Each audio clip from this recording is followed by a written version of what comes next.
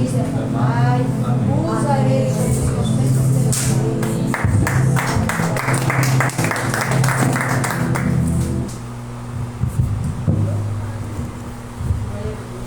Louvado e glorificado seja Deus.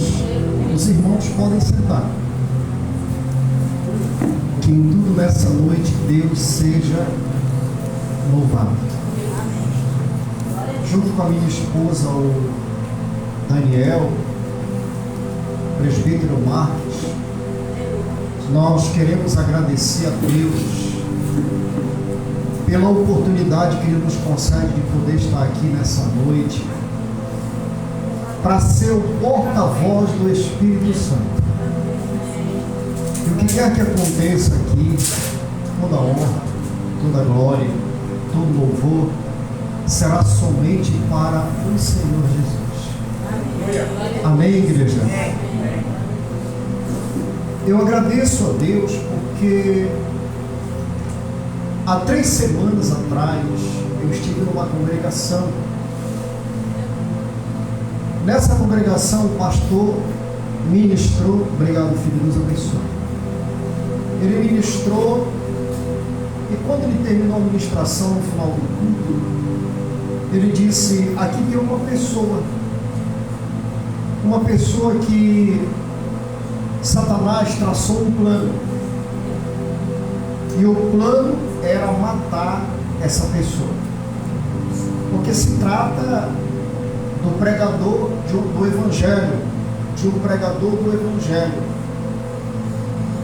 e a fúria do inimigo contra a vida dessa pessoa é muito grande. Porém, Deus deu o livramento. Amém. Deus não permitiu que Satanás matasse essa pessoa. Aí ele olhou assim, apontou para mim e falou assim: o Senhor é essa pessoa. Eu me levantei e disse: é, verdadeiramente aconteceu. Porque em novembro, eu sofri um infarto, fui levado ao hospital, fizeram cateterismo e os médicos decidiram que as veias do coração estavam todas obstruídas. Então eu teria que fazer uma cirurgia. Aí eu fiz 5 pontes de safena. Como se não bastasse, depois dos 5 pontes de safena, depois que passou mais de 30 dias, eu sofri outro infarto. Porque uma das veias que eu tirei do braço estava fechando. Aí eles fizeram novamente outro cateterismo, identificaram que essa veia que eu tirei do braço estava fechando e colocaram agora o stent, que é a mola, para poder abrir a veia para o sangue passar. Meu coração está funcionando 45%, não está ainda na totalidade. Eu estou tomando os remédios, fazendo as medicações, mas eu creio que eu já estou curado pelo poder do nome de Jesus. Inclusive, uma das coisas que foi dita pelo profeta, é que, presbítero Marques, eu ainda tenho uma grande obra para realizar para Deus. Então, por essa razão, o Senhor não permitiu que eu fosse morto por Satanás. Então, eu agradeço muito a Deus, agradeço ao pastor André, ao pastor Fábio que está aqui, nosso diácono, nosso presbítero, pela oportunidade de toda a igreja que se faz presente. Amém, queridos? Muito bem. Hoje eu vou estar ministrando sobre a ministração de hoje, é temática. Ela tem um tema: a transformação do arrependimento da condenação à esperança. Foi essa a palavra que o Espírito Santo colocou no meu coração para que eu tivesse sendo um porta-voz. Amém, queridos? Veja, Esse trecho que eu vou estar ministrando é um trecho profundamente revelador da palavra de Deus. É Lucas 23, 39 ao 43. Nós ainda não vamos ler, eu estou apenas na introdução, mas logo faremos a leitura, pode procurar. Esse texto de Lucas 23, 39 ao 43,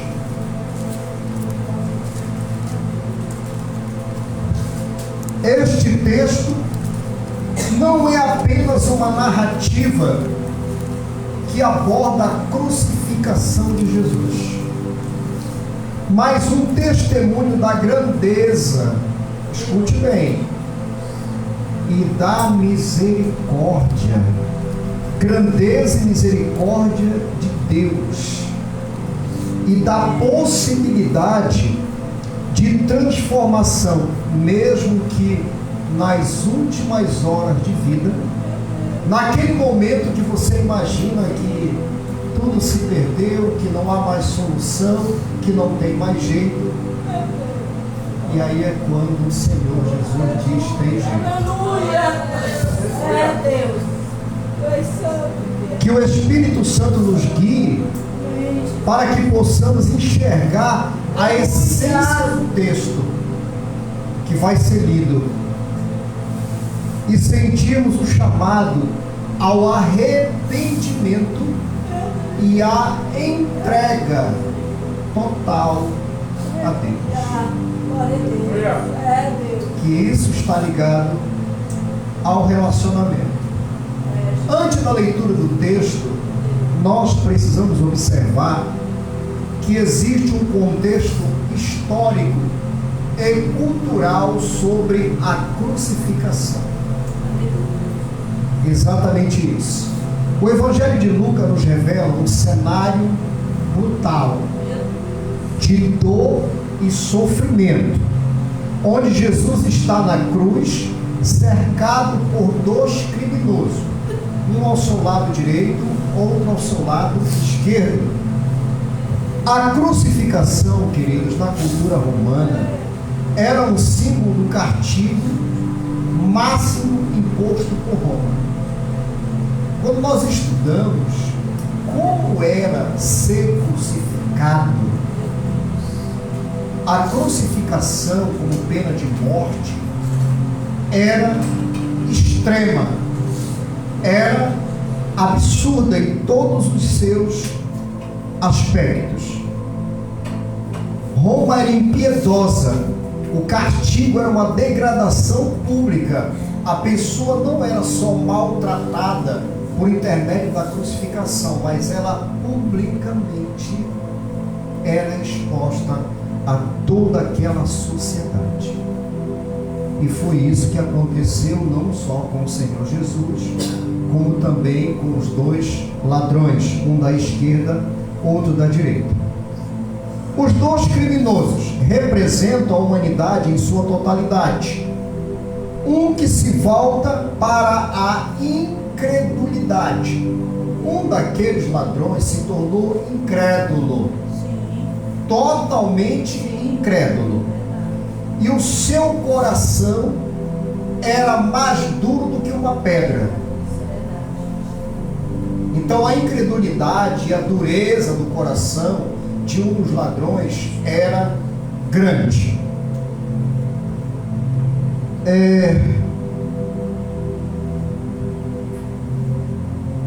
Louvado seja o Senhor.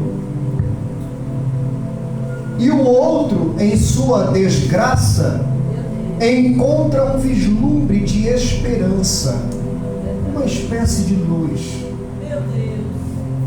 Para nós que vivemos em um mundo repleto de dor, desespero, aflição, veja o que aconteceu comigo. Pela vontade de Satanás, não era para eu estar aqui nessa noite, sendo o porta-voz do Espírito Santo. Isso só faz relembrar o que já foi dito aqui nessa noite, que Satanás veio para roubar, matar e destruir.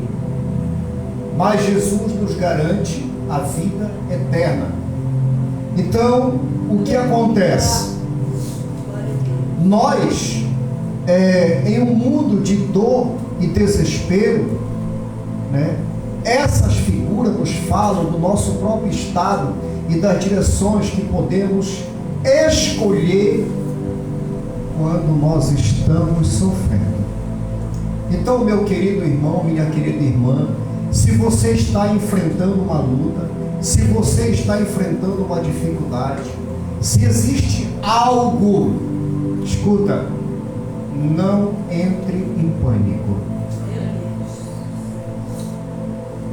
Crê somente, porque se você fizer isso, você vai ver a glória de Deus. Agora vamos à leitura bíblica, todos fiquem de pé. Lucas 23, 39 ao 43, vamos ler.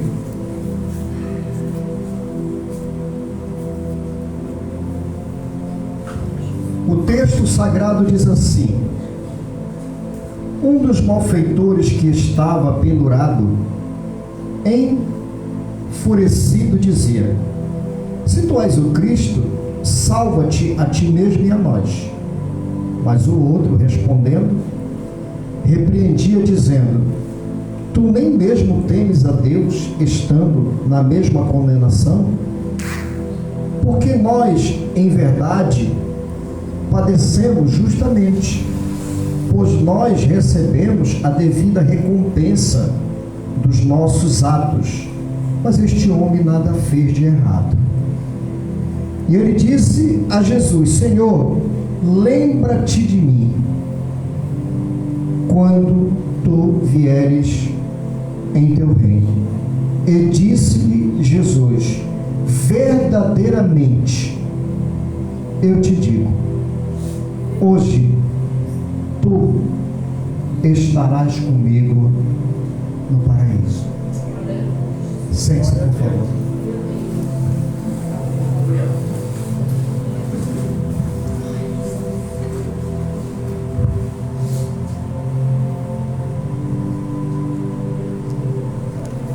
Queridos irmãos, ouvintes da palavra de Deus,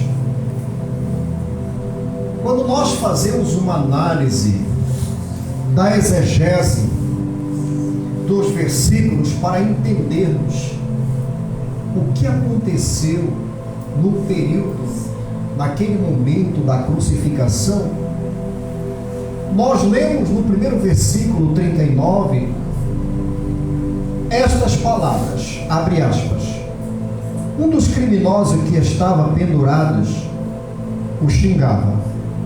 O que ele dizia para Jesus? Você não é o Cristo?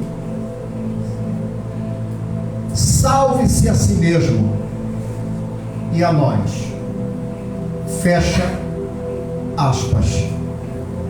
Aqui o primeiro criminoso representa a incredulidade humana.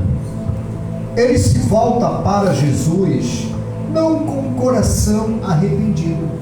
É o que tem acontecido com muitas pessoas que vão muitas das vezes ao templo, à congregação, né? Mas não sente aquele arrependimento. Ela vai, ela vem, ela participa do culto, se tiver uma campanha, ela está presente, mas não há uma sinceridade nela profunda. E ainda mais, veja, o primeiro criminoso representa a incredulidade humana. Ele se volta para Jesus não com o coração arrependido, mas com um desejo desesperado de salvação momentânea. Olha o que a exegese do versículo nos mostra: que ele queria que Jesus o salvasse da cruz. Ele não está pensando que minutos depois ele vai morrer e que após a morte existe uma vida que pode ser na eternidade com Deus ou na eternidade longe de Deus. Então, muitos que vêm à congregação, às vezes vêm não por conta do abençoador, mas por conta da bênção. Ele quer a bênção, mas não quer o abençoador. Ele não vem para se entregar de corpo, alma e espírito ao Senhor, de dizer: ó Espírito Santo, eis-me aqui, eu quero um relacionamento contigo. Ó Jesus, eu quero ter uma vida diária com o Senhor. Não, ele vem porque ele quer algo, talvez um emprego, talvez uma casa, talvez um carro ou qualquer outra coisa material. E de momento, e muitos ainda faz ainda como os leprosos, que somente um voltou para agradecer. Meu Deus. Era o estado desse homem, buscando sua própria libertação, sem reconhecer quem estava diante dele. Esse é o reflexo da sociedade de hoje, que busca soluções rápidas, mas sem um verdadeiro relacionamento com Deus. É muito lamentável. Então isso é o que nos mostrou a exegese do primeiro versículo. Agora nós temos uma segunda exegese, que é a do versículo 40. No versículo 40 diz assim: mas o outro criminoso o repreendeu. O que ele disse? Abre aspas: você não teme a Deus, nem estando sobre a mesma condenação? E ele vai passar a dizer o seguinte: que em sua dor ele adquire uma profunda percepção espiritual, que é isso que muitas pessoas ainda que estão na congregação precisam se atentar, para uma percepção espiritual. A qualquer momento pode haver arrebatamento da igreja. Aleluia. E se a pessoa não estiver preparada, ela vai ficar. Glória a Deus. Pode ser salvo? Pode. Ao fio da espada no período da grande tribulação. Mas serão dias como nunca houve na face da terra. Como nunca houve antes. E nem existirá jamais. Então, aqui veja, ele diz: você não teme a Deus? Em sua dor adquire uma profunda percepção espiritual. Ele não teme a condenação do homem, porque Roma estava condenando ele à morte física. Mas ele percebeu, presbítero Marques, que ele tem uma alma e um espírito. Quer no céu, quer no inferno, passará toda a eternidade. Então, nessa percepção espiritual, esta afirmação é um chamado ao arrependimento. Ele não teme a condenação de Deus, do homem, mas a de Deus ele teme. E foi por isso que ele foi salvo. Ele foi salvo nos últimos momentos. Aleluia. Glória a Deus. Esta afirmação é um chamado ao arrependimento, o reconhecimento do nosso estado diante do Senhor. Faça uma análise nessa noite, como está a tua vida com Deus, como vai ter teu relacionamento com o Espírito Santo, como vai teu relacionamento com Jesus. E se estiver faltando algo, pelo amor de Deus, em nome de Jesus eu te peço que acerte essa questão com Jesus ainda nessa noite. Caso contrário, o irmão ou a irmã estará vulnerável. completamente vulnerável. O temor de Deus em nosso coração nos leva a um espaço de humildade e reverência. Ou seja, o ladrão arrependido viu em Jesus mais que um homem afligido em nossa maldição, porque aquela maldição que Jesus Cristo carregava na cruz era de toda a humanidade da terra. Então ele percebe isso. Ele viu em Jesus a esperança. Ele viu em Jesus a luz que apaga, queridos, a minha, a sua, a nossa escuridão. Ele conseguiu enxergar.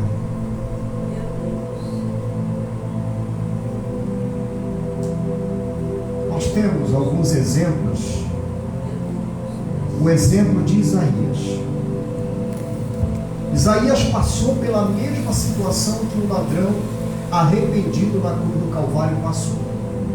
A situação são idênticas. O contexto diz o seguinte: Isaías teve uma visão do Senhor, sentado em um trono cercado de serafins. Percepção espiritual de Isaías, o profeta. Ao ver a glória de Deus, Isaías ficou profundamente, presbítero Marques, consciente da sua própria pecaminosidade e da sua santidade e da santidade de Deus. Aí sabe o que Isaías vai fazer? Ele vai exclamar, abre aspas, ai de mim, eu estou perdido. Ai de mim, presbítero, eu estou perdido. É o que Isaías vai dizer. Mas talvez você pergunte, mas peraí, mas Isaías não era profeta? Era profeta. Mas até aquele momento ele não tinha tido uma percepção espiritual. Aí olha o que ele diz: ai de mim, estou perdido, porque sou um homem de lábios impuros e habito no meio de um povo de impuros lábios. Isaías capítulo 6, verso 5. Temor a Deus. Essa reação reflete um temor respeitoso e reverente a Deus, levando o profeta Isaías ao arrependimento e à consciência da sua condição adiante do seu Criador. É essa percepção, presbítero Marques, que ainda falta para muitos de nós. Percepção espiritual. Na aplicação da teologia prática com relação a isso, diz o seguinte: assim como o ladrão arrependido reconheceu a divindade de Jesus e se voltou para ele, em temor e esperança, Isaías também reconheceu a santidade de Deus, a sua própria pecaminosidade. Ambos foram levados a um espaço de humildade que precede a experiência da graça e da redenção, que é o que acontece conosco quando nós chegamos nesse estágio. Quantos podem dizer amém? Amém. Versículo 45. Eu estou indo devagar aqui, porque como eu estou operado só 90 dias, eu ainda não estou ainda bem recuperado. Mas vamos prosseguir. No versículo 41, o ladrão arrependido diz: observe o que ele vai dizer. Abre aspas. Nós estamos sendo punidos com justiça, pois estamos recebendo o que nossos atos merecem. Mas este homem não cometeu nenhum crime. Aqui o ladrão reconhece a justiça do seu castigo. Há um princípio poderoso que diz o seguinte: o verdadeiro arrependimento começa com a consciência da nossa própria culpa. O verdadeiro arrependimento. O reconhecimento de que nossas ações têm consequências é o primeiro passo em direção a uma transformação. Precisamos estar verdadeiramente arrependidos. Verdadeiramente arrependidos. Louvado seja e bendito seja o nome do Senhor. E Jesus, que não cometeu nenhum erro, é a representação perfeita da inocência, mostrando que a verdadeira justiça do reino é diferente da justiça humana.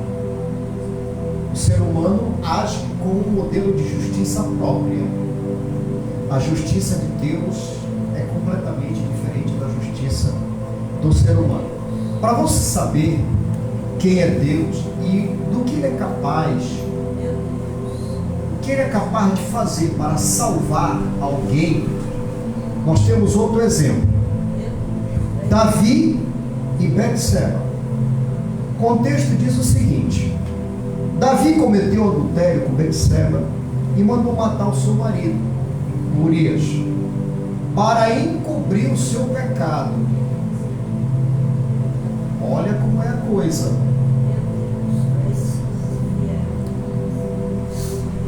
Ele, num ato de conspiração, deu lugar ao diabo e decretou a morte do Urias. E nós estamos falando de quem? De um homem que diz a Bíblia ser segundo o coração de Deus. Glória a Deus. Por que aconteceu isso? Porque a Bíblia diz que nós temos que ser vigilantes. A Bíblia vai dizer, presbítero Marques, não dês lugar ao diabo. Davi deu vazão, otorgou poderes, e ele estava condenado à morte. Ele estava condenado à morte. Reconhecimento da culpa, que é isso que Deus espera do ser humano. Não importa o que o ser humano tenha feito, para Deus isso é o que menos importa. Mas o que importa para Deus é se o que Ele fez, verdadeiramente Ele chegará ao estágio do Glória a arrependimento. Deus. Isso para Deus importa muito. O profeta Natan confrontou Davi com uma parábola, levando a reconhecer sua injustiça, onde Davi respondeu, abre aspas, este homem merece morrer, Meu Deus. fecha aspas. Meu Deus. Aqui Davi está aplicando, pastora, a sentença de morte para ele mesmo, porque o profeta Natan, em 2 Samuel capítulo 12 verso 5, vai dizer, tu és esse homem, revelando a culpa de Davi. Arrependimento. Davi, ao entender a gravidade dos seus atos, clamou a Deus por misericórdia. Aí você vai para o Salmo 51, que você pode ver que o Salmo 51 é um salmo que a pessoa está pedindo perdão a Deus. É um ato de humilhação, é um ato de arrependimento. Olha, Davi diz coisas no Salmo 91 que são impactantes. Glória a Deus. Há um coração contrito e aquebrantado, não desprezará o Senhor. Pequei contra o céu e perante ti, já não sou mais digno. E quando nós olhamos aqui no Salmo 51, no verso 3, sabe o que Deus diz para Davi diz para Deus? Eu reconheço as minhas transgressões. E é isso que muitos na comunidade de fé precisam reconhecer. Nós precisamos entender que até que o corpo glorificado aconteça, nós somos, mesmo que remidos, pecadores. Pecadores remidos, porém lavados e comprados pelo sangue de Jesus. Mas só o ato da cruz não garante a nossa libertação, não garante a nossa salvação, se nós não tivermos o cuidado de nos submetermos a Deus e a sua palavra. Nós temos um cenário muito triste no Brasil e no mundo. Centenas de milhares de profetas e falsos pregadores, falsos mestres que ensinam. Há quem diga, pastora, que Deus só quer o coração, não quer mais nada. Meu Deus. Não está escrito. Se o O coração- ser humano é feito de corpo, alma e espírito. E o Senhor quer exatamente o zelo dos três. Quando nós olhamos aqui, olha, ele diz: eu reconheço as minhas transgressões. Glória a Deus. Assim como o ladrão arrependido, Davi reconheceu sua culpa, mostrando que o verdadeiro arrependimento é essencial para a transformação espiritual e a restauração por meio da graça de Deus.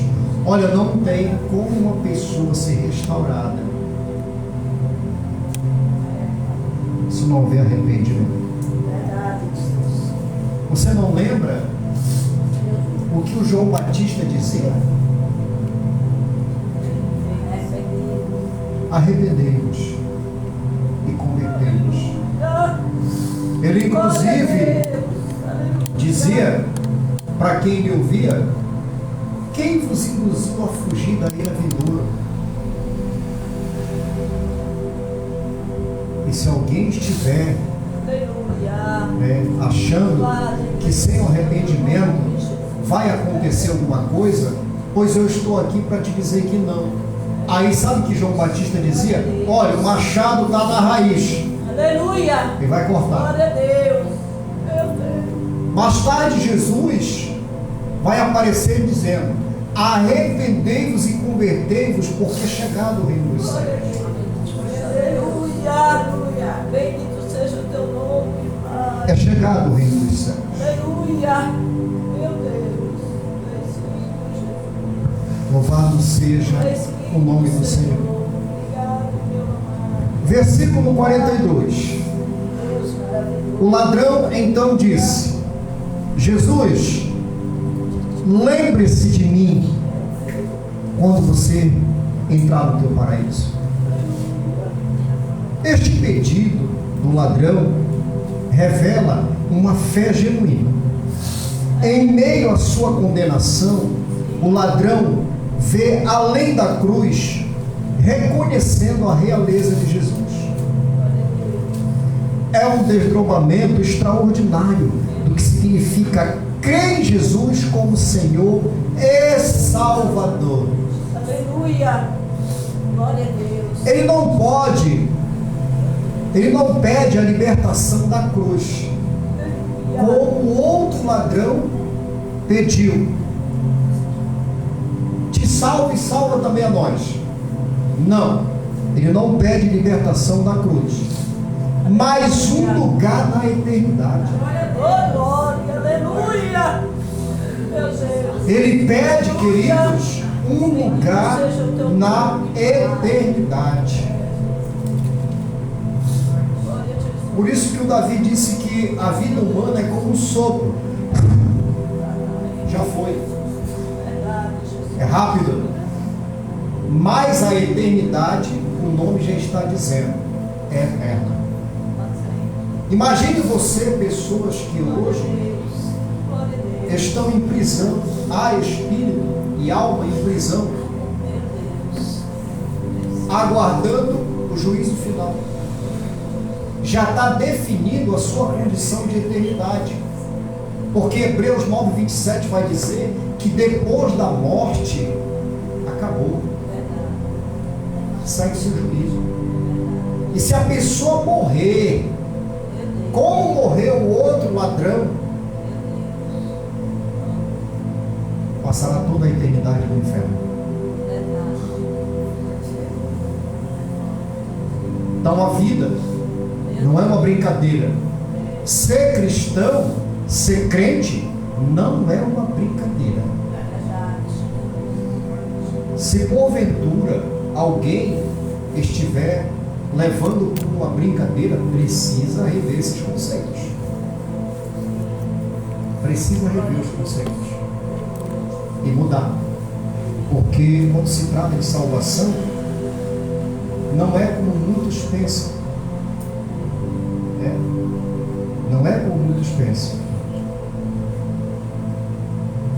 Ele vê além da cruz, reconhecendo a realeza de Jesus. Ele não pede a libertação da cruz, mas um lugar na eternidade. Esta é a essência da verdadeira fé.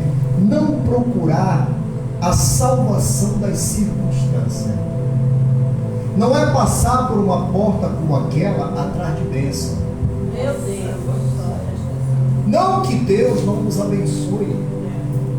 Ele disse: olhai para os lírios do campo, Aleluia. olhai para as aves do céu, Glória a Deus. que não ajuntam em celeiro, mas o vosso Pai as alimenta todos os dias.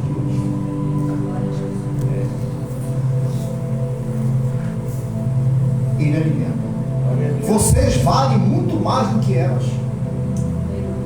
Muito mais. Então, nós precisamos entender, queridos, que Deus é aquele que cuida de nós. Ele disse: o meu justo, o meu justo, viverá pela fé. Então, o que aconteceu? Esse homem, a essência da fé era verdadeira. Não procurou a salvação das circunstâncias, mas a salvação da sua alma e do seu espírito. E isso é muito glorioso, queridos. Aleluia. Muito glorioso. Estamos caminhando para o final da mensagem. Versículo 43. Jesus lhe respondeu: em verdade te digo que hoje estarás comigo no paraíso.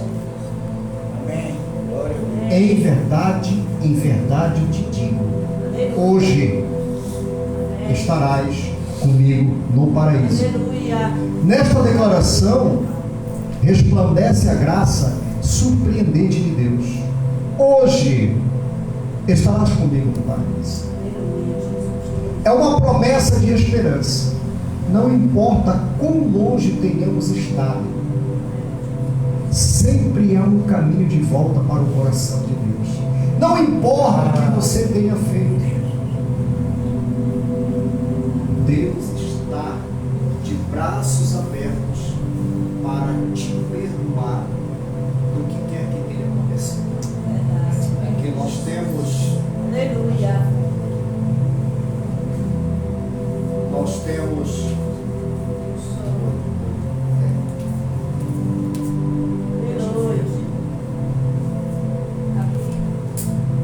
Graças a Deus. Então, queridos, é uma promessa de esperança. Aleluia. Não importa quão longe tenhamos estado, sempre há um caminho de volta para o coração de Deus. A palavra paraíso aqui evoca a ideia de um lugar de bênção e alegria, apontando para a comunhão eterna com o Criador. Jesus, ao pronunciar estas palavras, revela a natureza do reino. Não há barreiras, Glória a Deus. não há restrições humanas diante da graça de Deus. Glória a Deus. Aleluia. Louvado e glorificado seja Deus. Pastor Costa, e qual é a aplicação do texto em nossas vidas? O que eu preciso fazer? O que eu preciso? Qual seria a minha atitude? Reconhecimento do estado espiritual.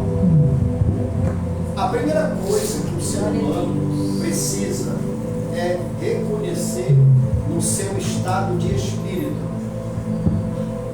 Reconhecer o seu estado espiritual. Você, como um ladrão arrependido, é chamado a reconhecer a sua condição de necessidade diante de Deus. Não é sobre quem está certo ou errado, mas sobre a nossa necessidade de um Salvador. Segunda coisa, a coragem de clamar por misericórdia. Todo ser humano precisa pedir pela misericórdia de Deus. Olha, aquele ladrão, o fato de Jesus estar ao lado dele, ele viu a possibilidade de misericórdia de Deus. Aleluia. Então a coragem de clamar por misericórdia. Em nossa dor, devemos ter coragem de clamar a Jesus. Ele está sempre disponível para ouvir um coração quebrantado. Um clamor sincero pode mudar o rumo da eternidade, pode mudar a direção da sua vida. Quando você clamar de coração, e se for sincero, você vai alcançar a misericórdia de Deus. Outra coisa que temos que fazer, a esperança da salvação imediata. O ladrão no cruzamento da sua vida nos ensina que nunca é tarde demais, e não é, porque para Deus não há nada, absolutamente nada, que esteja fora do alcance do seu poder. Lembra o que o Senhor falou para a Sara na tenda de Abraão? Porque ele disse: no próximo verão virei, e tua mulher dará luz ao filho. E Sara riu. E ele perguntou: por que tua esposa riu? Eu virei, e ela terá. E ela disse que não tinha rido. Aí o Senhor vai dizer: existe algo que seja impossível para Deus? Então para Deus não tem problema que Ele não possa resolver. Nenhum sequer. Não tem. Aleluia. A promessa de Jesus é clara. Ele está pronto para receber todos os que se voltarem para Ele. Amém. Glória a Deus. Todos, sem exceção. Quando nós olhamos, pastora, em todos os textos da Escritura, você pode ver todas as pessoas que procuraram Jesus, inclusive aquelas que só queriam a bênção. Meu Deus. Que tem umas que só querem ser abençoado, só quer um milagre, não quer mais nada, não quer relacionamento, não quer nada, só quer um milagre. Mas todas as pessoas que procuraram Jesus, Jesus atendeu a todas. Aleluia. Glória a Deus. Jesus não deixou nenhuma pessoa sem ser assistida.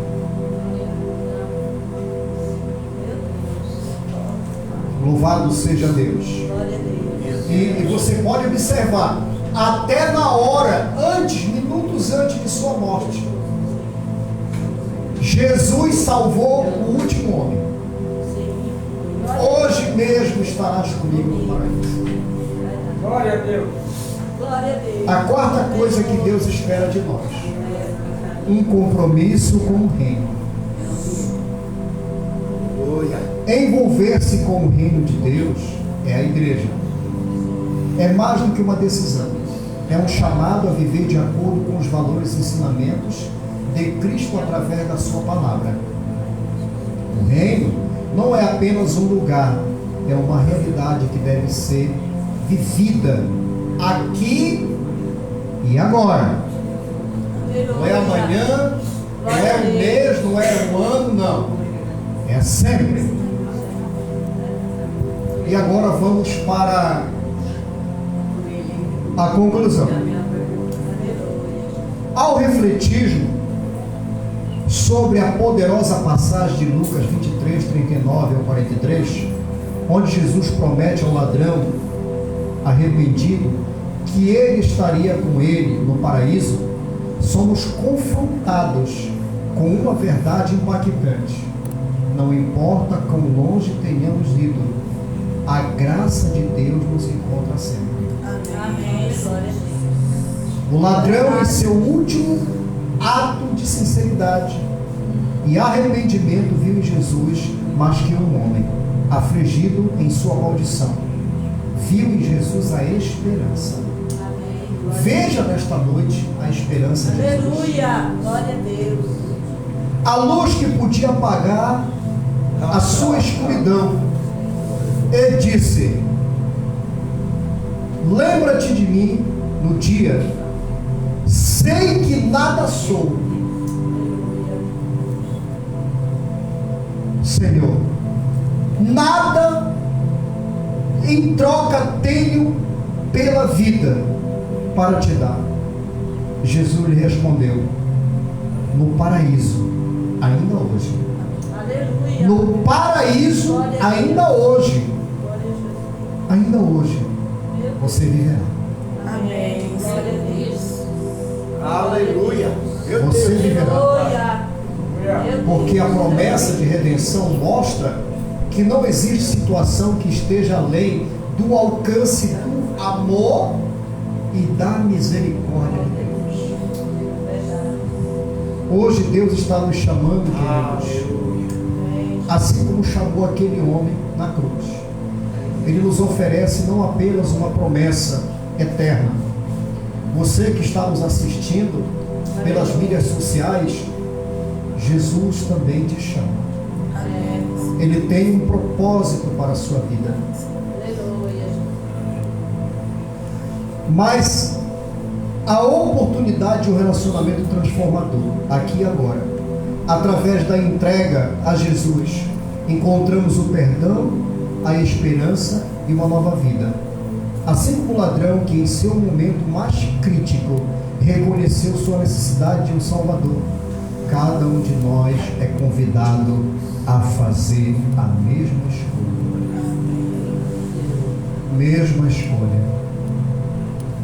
Se você que está aqui nessa noite sente no seu coração que precisa de algo da parte de Deus, tá? Nós vamos orar agora. Fiquem todos de pé. Nós vamos estar orando, agradecendo a Deus. Espírito de Deus. Espírito de Deus. Tem alguém aqui nessa noite? Eu acho que todos aqui já aceitaram Jesus, né? Ou tem alguém que não aceitou Jesus, que quer entregar a sua vida a Jesus Cristo? Alguém que deseja se reconciliar? Esse é o momento.